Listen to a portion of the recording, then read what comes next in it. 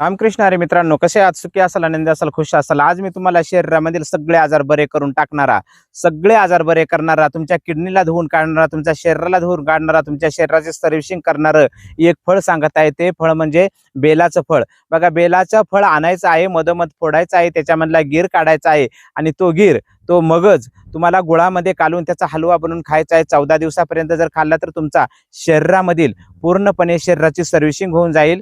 पूर्णपणे एकच टाइम खा, शरीराची सर्व्हिसिंग होऊन जाईल आणि शरीर क्लीन होईल. शरीरातले सगळे आजार पूर्णपणे बरे होऊन जातील.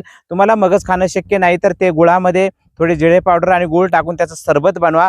मस्तपैकी सरबत बनवून, आणि हे सरबत तुम्ही एक 10-11 दिवसापर्यंत जर सरबत कंटिन्यू घेतलं, बेलफळाचं सरबत जर कंटिन्यू 11 दिवस घेतलं तर शरीर धुवून आणि शरीरातील सगळे आजार पूर्णपणे बरे होतील.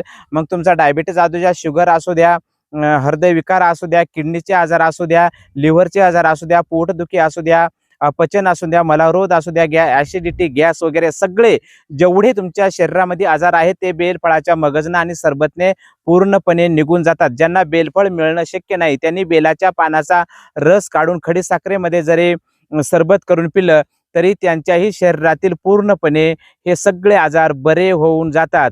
शरीरातील सगळे आजार बरे करणारा एकमेव फळ, आयुर्वेदातील चमत्कारी फळ म्हणजे बेलफळ. बघा, एकदम जबरदस्त याचा उपयोग आहे. दुसरा उपाय, याचं पंचांग घ्यायचे. पान, फूल, मूळ, साल, पान, फूल, मूळ, साल, लाकूड सगळं घेऊन त्याचं चूर्ण बनवायचे आणि हे चूर्ण मासिक पाळी आल्यानंतर महिला मातांना दिल्यानंतर, ज्या स्त्रियांना मुलबाळ होत नाही, ज्या माता माऊल्यांना मुलबाळ होत नाही, त्यांनी याच्या पंचांगाचा काढा जर घेतला 1 महिन्यापर्यंत तर निसंतान स्त्रीलाही मूल होईल. असा हा आमच्या गुरूंनी सांगितलेला उपाय मी तुम्हाला सांगितलेला आहे. हा उपाय करून आपल्या जीवनामध्ये सुखी आनंदी व्हा, खुश राहा आणि बेलफळाचा उपयोग निश्चित करा. कारण बेल हे महादेवाला आवडतंय आणि श्रद्धा आणि भक्तीने केल्यानंतर महादेवाची कृपा तुमच्यावर होऊन आणि तुमचे सर्व आजार बरे हो असे आपण प्रार्थना करू. धन्यवाद. रामकृष्ण हरी.